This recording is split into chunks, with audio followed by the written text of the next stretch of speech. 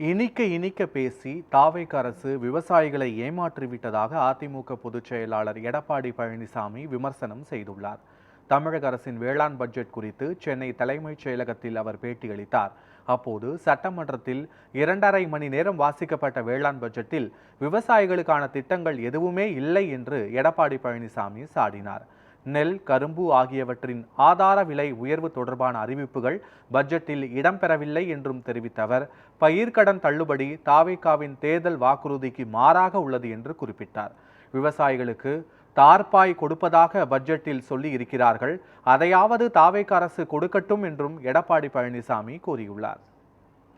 வேளாண் பட்ஜெட் என்று அறிவிக்கப்பட்டு ஒவ்வொரு ஆண்டும் சட்டமன்றத்திலே வேளாண் பட்ஜெட் சமர்ப்பிக்கப்பட்டார்கள். அதுல 20 டிபார்ட்மெண்ட் 20 துறைகள் ஒன்றாக இணைந்து வேளாண் பட்ஜெட் என்று அறிவிக்கப்பட்டார்கள்.